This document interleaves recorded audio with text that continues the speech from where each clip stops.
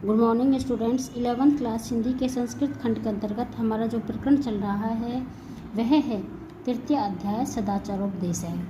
कल हमने इस पाठ के 6 श्लोकों की व्याख्या को समझा। आज हम इससे अगले श्लोकों की व्याख्या को समझेंगे।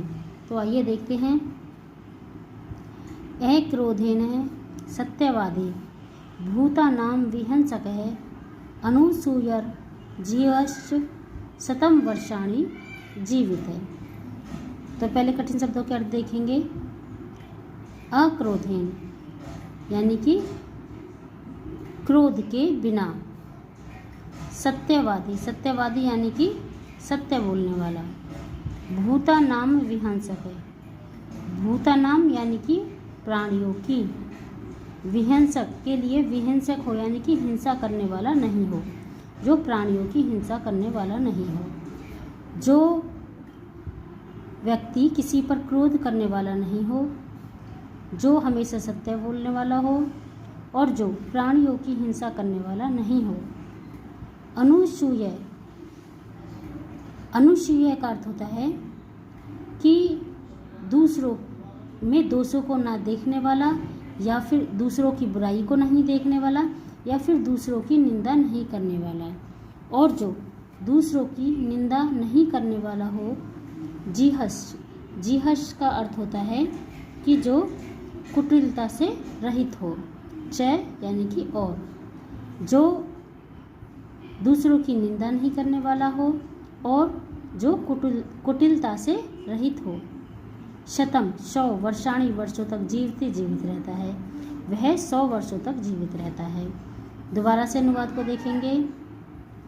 जो व्यक्ति किसी पर क्रोध नहीं करता, जो सत्य बोलता है और जो प्राणियों की हिंसा नहीं करता, जो दूसरों की निंदा नहीं करता और जो कुटिलता से रहित होता है, वह 100 वर्षों तक जीवित रहता है।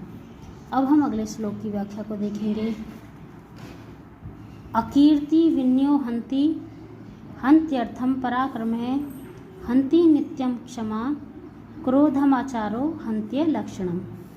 अकीर्ति, अकीर्ति का मतलब होता है अपयश, और विनय, विनयो यानी कि विनय से, हंति मारा जा सकता है या नष्ट किया जा सकता है। अपयश को विनय के द्वारा नष्ट किया जा सकता है। और हंत्य अनर्थम पराक्रम है, हंत्य अनर्थम पराक्रम है, और पराक्रम के द्वारा अनर्थ को नष्ट किया जा सकता है। हंति नित्यम क्षमा क्रोधम आचारो हंत्य लक्षण। हंति नष्ट किया जा सकता है, नित्य हमेशा, क्षमा, क्षमा के द्वारा, क्रोधम यानी कि क्रोध को हमेशा क्षमा के द्वारा नष्ट किया जा सकता है। आचारो हंत्य लक्षणम, हंत्य और अलक्षणम, हंत्य यानी कि नष्ट किया जा सकता है, और अलक्षणम, अलक्षणम का मतलब होता है कि दोषों को, कि किसी के दोषों को अच्छे आचरण के द्वारा या सदाचार के द्वारा नष्ट किया जा सकता है। दोबारा से अनुवाद को समझेंगे। अपयश को विनय के द्वारा नष्ट किया जा सकता है, अनर्थ को पराक्रम के द्वारा नष्ट किया जा सकता है, क्रोध को हमेशा क्षमा के द्वारा नष्ट किया जा सकता है, और दोषों को सदाचार के द्वारा नष्ट किया जा सकता है। अगला श्लोक देखेंगे। अभिवादनशीलस्य नित्यं वृद्धोपसेविने चत्वारि तस्य वर्धन्ते आयुर्विद्या यशोबलम्।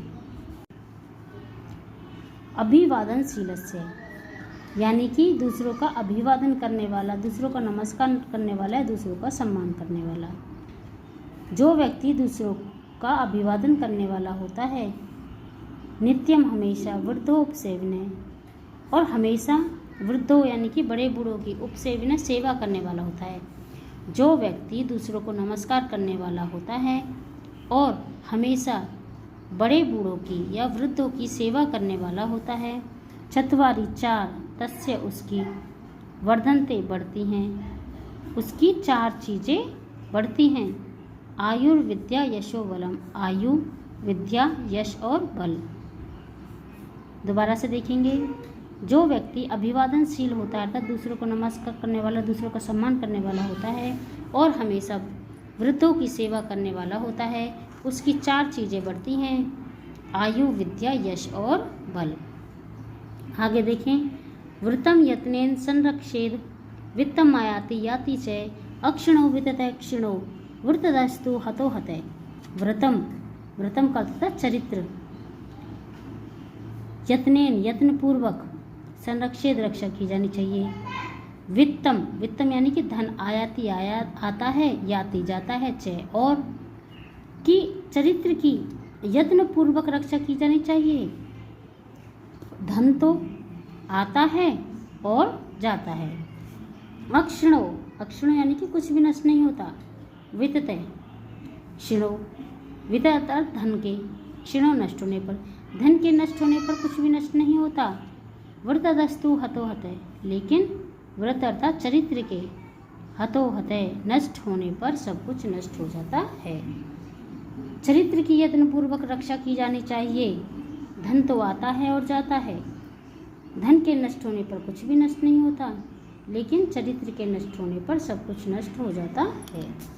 अब हम अगले श्लोक के अनुवाद को देखेंगे।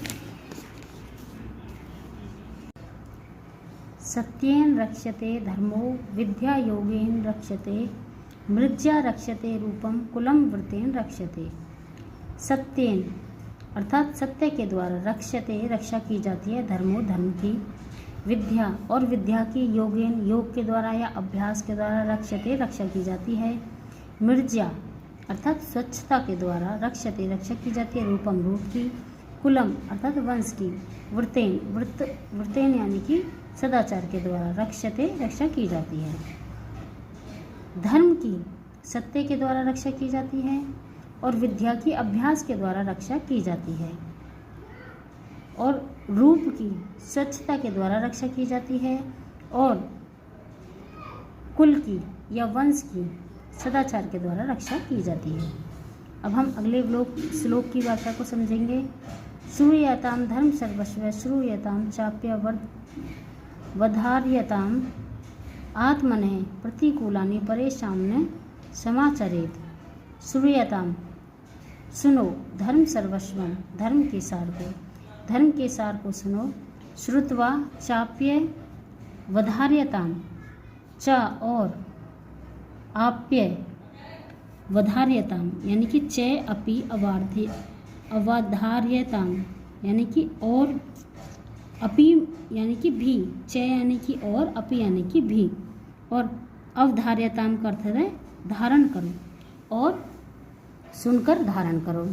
धर्म के सार को सुनो और सुनकर धारण करो। किसे धारण करो? धर्म के सार को। आत्मनः अपने लिए या स्वयं के लिए, प्रतिकूलानि प्रतिकूल हो, जो अपने अनुकूल ना हो, परेशान दूसरों के लिए, नहीं समाचारित ऐसा आचरण नहीं करना चाहिए जो अपने अनुकूल ना हो, यानी कि अपने प्रतिकूल हो, अपने लिए हितकारी नहीं हो, दूसरों के लिए भी ऐसा आचरण नहीं करना चाहिए। तो बच्चों, आपको इन सभी श्लोकों को अपनी हिंदी की नोटबुक में लिखना है और इन्हें याद करना है। इन 6 श्लोकों के अनुवाद को एक बार दोबारा से समझेंगे। आक्रोधन सत्यवादी भूतानां विहंसके अनुसूयर्ष जिहस्य शतं वर्षाणि जीवति। जो व्यक्ति दूसरों पर क्रोध नहीं करता, जो सत्य बोलने वाला होता है और जो प्राणियों की हिंसा नहीं करता है, जो दूसरों की निंदा नहीं करने वाला होता और जो कुटिलता से रहित होता है, यानी कि कुटिलता करने वाला नहीं होता है, वह 100 वर्षों तक जीता है। अकीर्तिम विन्योहन्यति हन्यथर्थम पराक्रमे हन्ति नित्यम क्षमा क्रोधम आचारो हन्ते लक्षणम। अयश को या अपयश को विनय के द्वारा नष्ट किया जा सकता है, पराक्रम को, अनर्थ को पराक्रम के द्वारा नष्ट किया जा सकता है, और हमेशा क्रोध को क्षमा के द्वारा नष्ट किया जा सकता है, या क्रोध को हमेशा क्षमा के द्वारा नष्ट किया जा सकता है, और दोषों को सदाचार के द्वारा नष्ट किया जा सकता है। जो व्यक्ति अभिवादनशील होता है और हमेशा वृद्धों की सेवा करने वाला होता है, उसकी ये 4 चीज़ें बढ़ती हैं: आयु, विद्या, यश और बल। चरित्र की व्रतम यत्नेन संरक्षेत वित्तमयाति याति च अक्षणो वित्तः क्षणो वित्तस्तु हतो हते। चरित्र की यत्नपूर्वक रक्षा की जानी चाहिए। धन तो आता है और जाता है, धन के नष्ट होने पर कुछ भी नष्ट नहीं होता, लेकिन चरित्र के नष्ट होने पर सब कुछ नष्ट हो जाता है। सत्येन रक्षते धर्मो विद्या योगेन रक्षते मर्त्या रक्षते रूपम कुलम व्रतेन रक्षते। सत्य है कि धन की सत्य से रक्षा की जाती है और विद्या की अभ्यास से रक्षा की जाती है, रूप की स्वच्छता से रक्षा की जाती है और कुल की सदाचार से रक्षा की जाती है। श्रूयताम धर्म सर्वस्वम श्रुत्वा चाप्य अवर्धयताम आत्मने प्रतिकूलानि परेशान समाचरेत।